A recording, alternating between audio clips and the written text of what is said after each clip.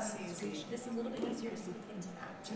Okay. That's great. We have Project Brief, leveraging XR to deepen empathetic storytelling in opera theater, Joan of the City. Hi all, I'm Kristin Marting, thanks. I am a director and creative producer of hybrid performance. I'm based here in New York City.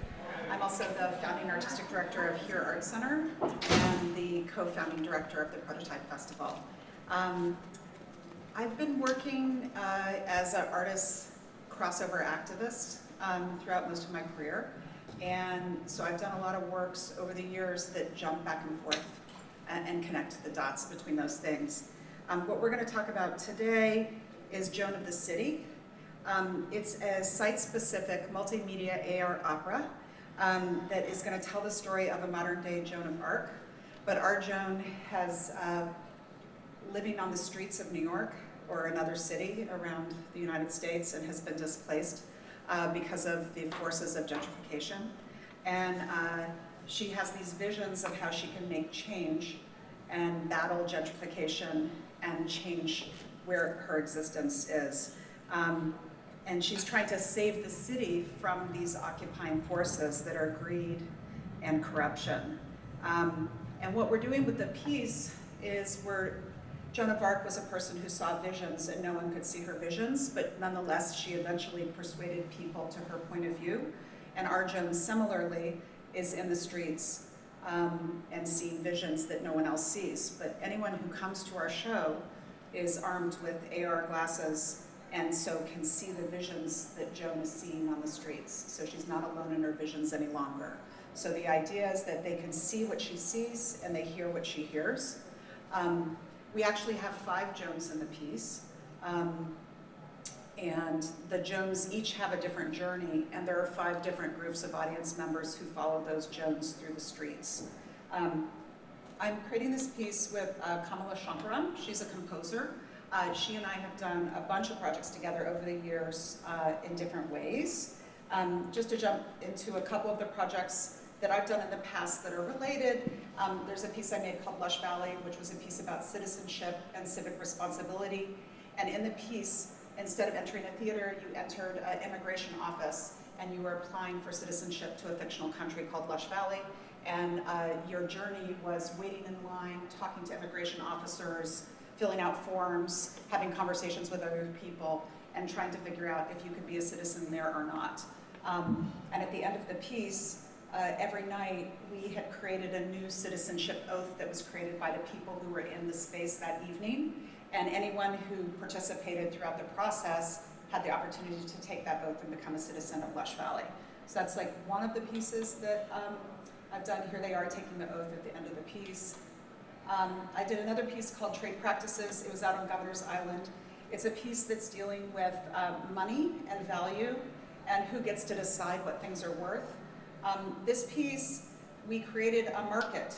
And so instead of getting a ticket when you arrived, you got some money and you entered and you could buy stock in a storyline and then you could go see that storyline. And when you came back, you could sell that stock and buy other stock. Maybe you had some money left because you got the stock cheap. But what the audience did changed the values of the stock in the different storylines. And so then you could go back and see, it was the owners, the managers, the marketing department, the workers, and so you could decide where you wanted to go. And the actors were on the floor selling their storylines. That's what you're seeing them there, doing signs and signals, and the prices are there behind them where it says management and comp. So it was real simple gameplay.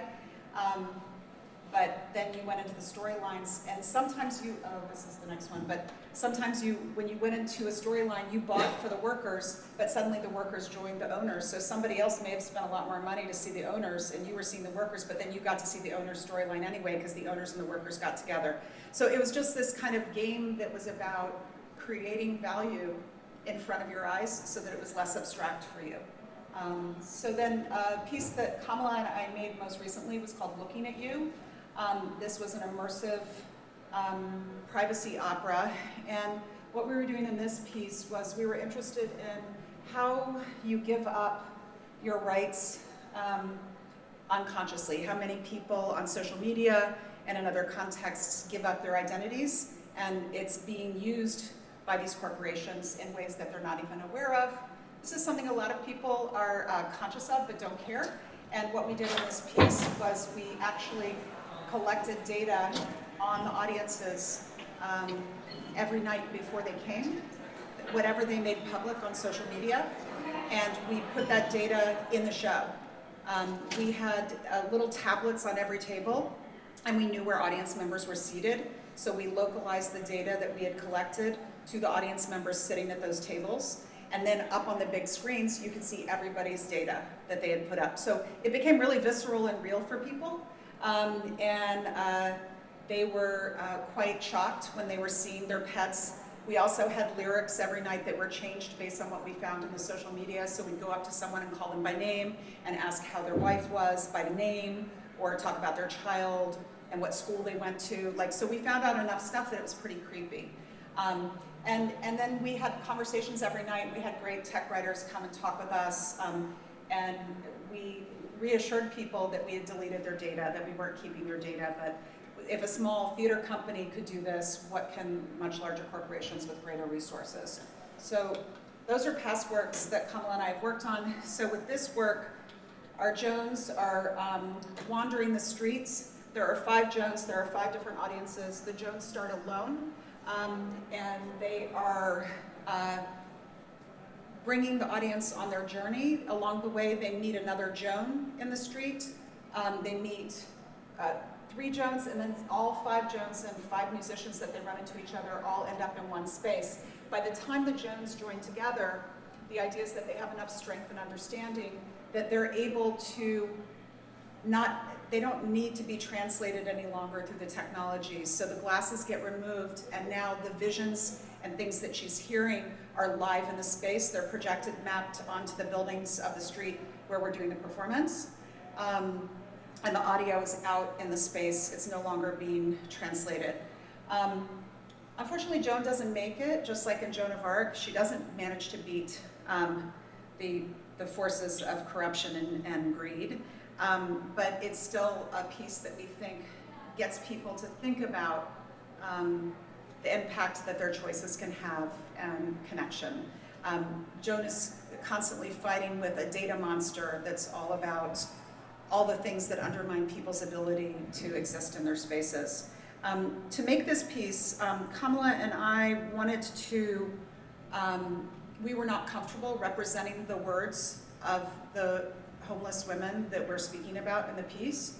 And so we collaborated with 2 shelters, Mika House and Mary's Place, that are in 2 different cities, in Seattle and in Omaha.